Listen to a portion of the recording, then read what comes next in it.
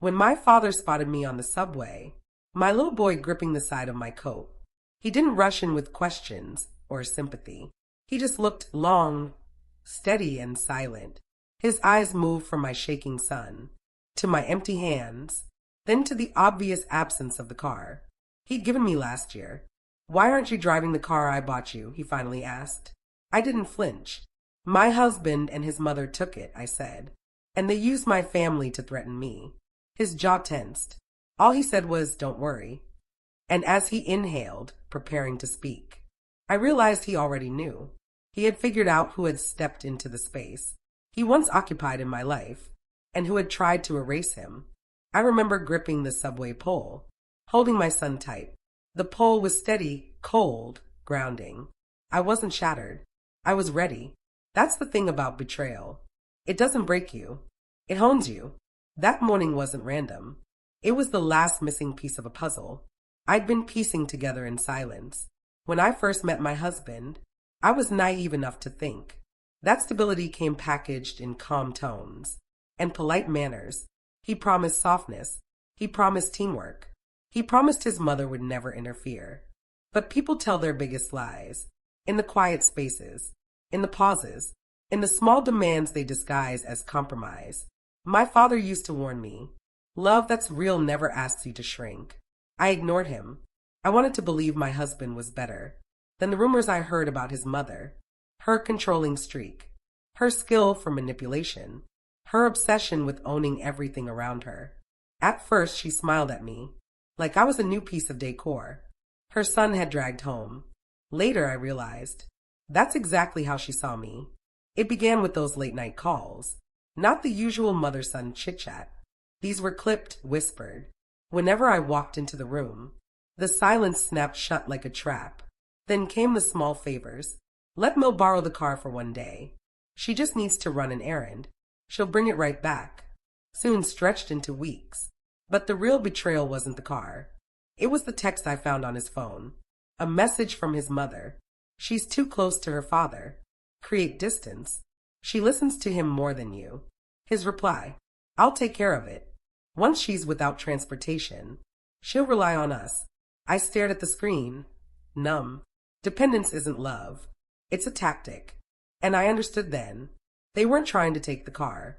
They were trying to sever me from my father, the only person who had ever protected me. That night I stopped crying, stopped arguing, stopped explaining myself. I became quiet. And quiet people are the most dangerous. We think. I started documenting everything. Every transaction, every message, every threat, every attempt to isolate me. I stopped reacting. I let them believe they were winning. Manipulators get careless when they think you've surrendered. Inside, I was building something. Precise, legal, calculated, airtight. Phase 1, my father's lawyer. A man who doesn't even blink at family disasters. Phase 2, property documents. Turns out the car was legally mine, not theirs. Phase 3, domestic security protocol. Every threat, every instance of financial control, every isolating tactic. Documented, notarized. Phase 4, custody planning. My husband didn't realize that texting his mother about teaching me a lesson qualified as emotional abuse in court. Phase 5, silence. I cooked, cleaned, smiled. The more obedient I appeared, the bolder they became. Every move they made tightened the noose they'd tied for themselves. And then came the subway morning, the day I walked out. By then, I had already removed my paperwork, my son's clothes, and all the legal documents I had prepared. I knew my husband would call my father first, pretending to be the savior. But instead, my father saw me himself, on that subway, holding my child. The car gone, my phone buzzing, with threats I no longer cared about. When I told him the truth, he didn't yell. He didn't panic. He simply stepped aside, dialed a number, and said one line, "Start the process." Within hours, officers arrived at my home.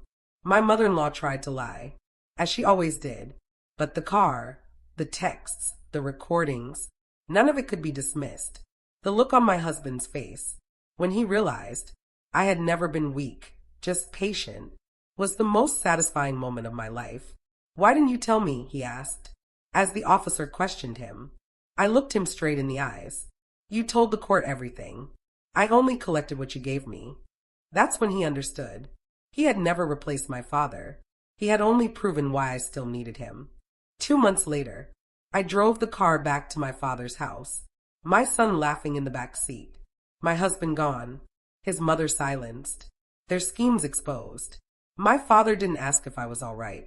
He simply placed a hand on my shoulder and said, "You came back stronger." He was wrong.